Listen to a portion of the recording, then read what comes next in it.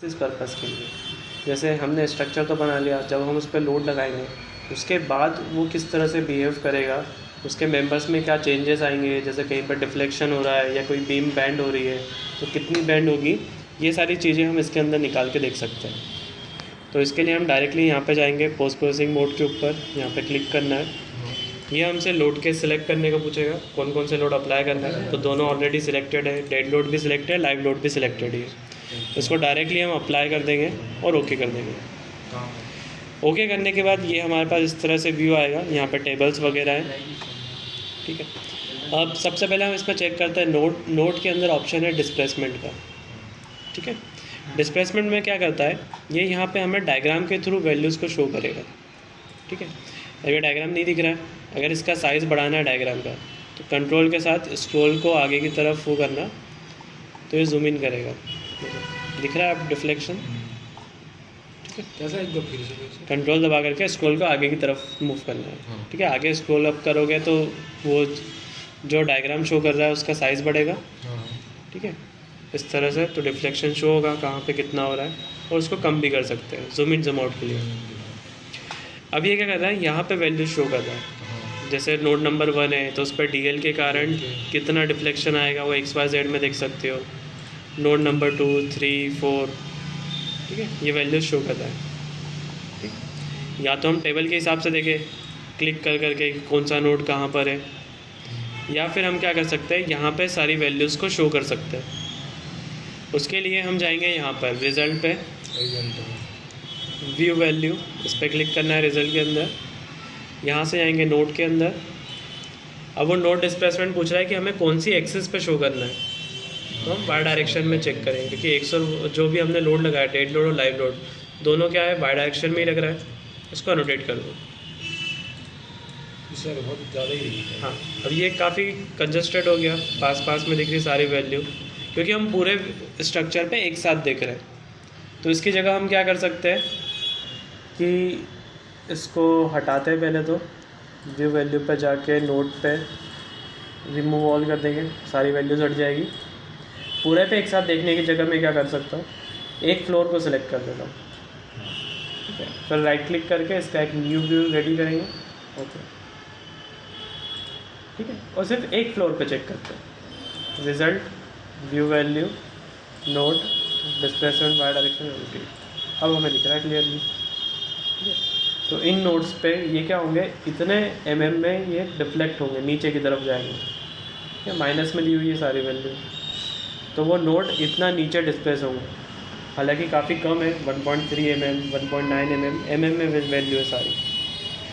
और यहाँ पे एक्टिव लोड शो कर रहा है, तो ये वैल्यू सिर्फ किसके लिए, डेड लोड के लिए।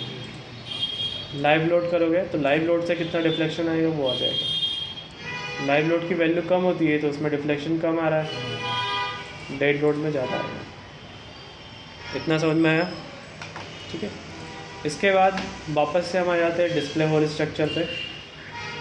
अभी हमने डिस्प्लेसमेंट की वैल्यू चेक करी, अब हम चेक करेंगे रिएक्शंस कितनी जनरेट हो रही है, ठीक है। रिएक्शन वैल्यू शो करने के लिए अब मैं क्या कर रहा हूँ, रिएक्शन जो है वो सिर्फ सपोर्ट पे जनरेट होती है, बाकी कहीं पे भी नहीं आएगी। तो मैं सिर्फ नीचे वाले फ्लोर को सिलेक्ट कर रहा हूँ, फ्रंट पे जाके सिर्फ इतना पोर्शन सेलेक्ट कर रहा हूँ, right click, new view, okay, ठीक है। रिएक्शन की वैल्यू चेक करने के लिए वापस वही सारी वैल्यूज़ हम यहीं से चेक करेंगे, रिजल्ट, व्यू वैल्यू, ठीक है। पहले नोट पे गए थे, अब रिएक्शन पे, पहले नोट पे लगा रिएक्शन। हाँ, पहले नोट में हम डिस्प्लेसमेंट चेक किया था, अब हम रिएक्शंस पे आ गए। रिएक्शन हम चेक करेंगे ग्लोबल वाई पे और अनोटेट करेंगे। रिएक्शन एक तरह से क्या होता है, अपोजिंग फोर्स है, ठीक है, किसी सपोर्ट का। तो रिएक्शन को हम टोटल लोड भी बोल सकते हैं कि इस पर्टिकुलर पॉइंट पे इतना लोड आएगा। ये टोटल लोड बता रहा है 417.364 किलो न्यूटन है सभी नोड्स पे। और ये सब नोड्स क्या है, सपोर्ट वाले फाउंडेशन की जगह है। तो हमें फुटिंग इतना स्ट्रॉन्ग बनाना है कि इस लोड को रेजिस्ट कर सके, ठीक है। ये मतलब तुम्हें टोटल लोड बता रहा है कि इन नोड्स पे इतना लोड आएगा लास्ट में जाके। और ये वैल्यू है डेड लोड के लिए, लाइव लोड के लिए ये वैल्यूज़ रहेगी, दोनों को प्लस कर लो तो तुम्हारा टोटल लोड निकल के आ जाएगा। डेड लोड और लाइव लोड का। ठीक है, ये रिएक्शंस की वैल्यू आगे लोड। इसके बाद हम चेक करते हैं बीम। बीम के अंदर ये वाला डायग्राम तुमने देखे होंगे, देखे इंजीनियरिंग में कहीं ना कहीं। हाँ देखिए सर, बड़ी बड़ी बिल्डिंग में वो ऐसा लगाते हैं सरिया, ऐसा ऐसा ऐसा। सर ये की बात नहीं कर रहा हूँ, ये बीई के अंदर तुमने पढ़ा होगा बेंडिंग मोमेंट, उसका डायग्राम बनता है ना इस तरह से कर्व में यूडियल लोड के लिए। तो ये बेंडिंग मोमेंट शो कर रहा है जैसे ही मैं बीम पे गया, क्योंकि यहाँ पे हमारा मोमेंट वाला डायग्राम ऑन है, बेंडिंग जेड मोमेंट। इसको ऑफ करोगे तो डायग्राम भी हट जाएगा। हाँ समझिए सर, ये बेंडिंग मोमेंट का हो गया, और ये एफ आई जो है ये हमारा शेयर फोर्स का हो जाएगा। तो शेयर फोर्स का डायग्राम ये इस तरह से लाइन, ये शेयर फोर्स का डायग्राम हो गया। अब ये तो डायग्राम है, मुझे वैल्यूज चाहिए इनकी, तो रिजल्ट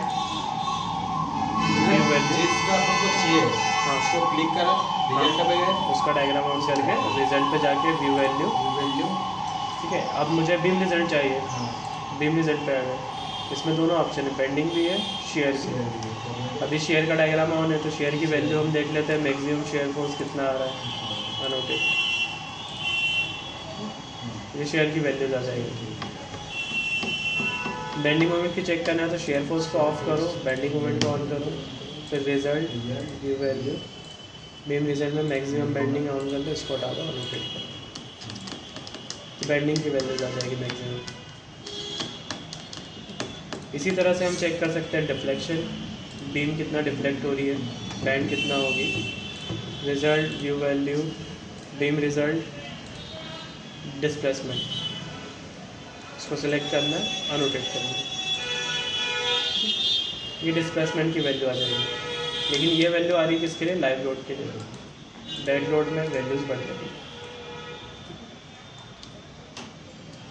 1 mm इतना डिस्प्लेस होगी कोई भी बीम, काफ़ी कम है। अच्छा, इसको चेक करने के लिए एक चेक होता है, जो भी बीम हमारी बनी हुई है, ठीक है, उसकी जो लेंथ है उसको डिवाइड कर दो 300 से, तो जो वैल्यू आएगी मैक्सिमम उतना डिफ्लेक्शन हम अलाउ कर सकते हैं। ठीक है, समझ में आया। अगर हमारी बीम जो है 3 मीटर की है तो mm में कितना हो गया, 3000 कि 300, में 3 मीटर है तो mm में कितना होगा, 1 मीटर में 1000 mm। तो 3000 mm हो गया, हाँ, डिवाइड बाय 300, डिवाइड बाय 300, हाँ, तो कितना आएगा 10 mm। 10 mm तो ये बीम में हम 10 mm का डिस्प्लेसमेंट अलाउ कर सकते हैं, कर सकते हैं। लेकिन कम है, 1 mm तक ही आ रहा है, 2 mm में नहीं गया, मतलब ये हमारा सेफ है। ठीक है, ये मतलब एक चेक लगता है। तो डिस्प्लेसमेंट जो है वो लेंथ अपॉन में 300 से कम होना चाहिए, तो सब बेंड हो जाए, नहीं तो फिर फेल मानेंगे उसको, हाँ, फिर कुछ ना कुछ चेंजेस करना पड़ेगा। ठीक है, ये हो गया। इसके बाद तुम कुछ एनिमेशन टाइप देख सकते हो उसमें, अगर देखना है तो एनिमेशन का ऑप्शन है। इसमें अगर मुझे डिफ्लेक्शन का एनिमेशन करके देखना है, मतलब उसको रियल में मूव करके देखना है, उसको अप्लाई कर दो। ओके, देखो डिस्प्लेसमेंट दिख रहा है थोड़ा सा, ये डिस्प्लेसमेंट उससे शो करता है कि हम कितना शो करना चाहते हैं। इसको तुम बढ़ा भी सकते हो वैल्यू को अगर ज़्यादा करके दिखाना है तो, बट अभी तो ठीक है, इतना काफ़ी है, दिख रहा है मूव होते हुए। तो सिर्फ एनिमेशन करके देखने के लिए कैसा चेंजेस आएगा पूरे स्ट्रक्चर में। सर मैंने एक वो भी देखा था वीडियो रील में, कुछ लगाते हैं तो हॉरिजॉन्टली मूव होता है, अभी नीचे क्यों हो रहा है, क्योंकि हम नीचे लोड लगा रहे हैं। लास्ट ऑप्शन बचा है इसमें रिपोर्ट्स। रिपोर्ट से हम सारा डाटा बाहर निकाल सकते हैं जो हम सॉफ्टवेयर में देख रहे हैं। तो आउटपुट पे जाना है, ये सारे वही ऑप्शन है कि load displacement, beam displacement detail, इसको सिलेक्ट करके इधर ले आओ, ओके कर दो, जो चाहिए वो सिलेक्ट करके ओके कर दो। ये पूरी टेबल में डिटेल आ जाएगी उसकी, जितने पेजेस की डिटेल होगी वो सारी, और इसको यहाँ से प्रिंट निकाल सकते हैं। तो पूरी टेबल यहाँ पे हार्ड कॉपी में प्रिंट आ जाएगी सारी वैल्यूज। ठीक है। ओके। बस इतना था पोस्ट प्रोसेसिंग के अंदर। मेरा दूसरा अभी बहुत बचा है ना, हम्म। तो मैं वो कितने चाहता हूँ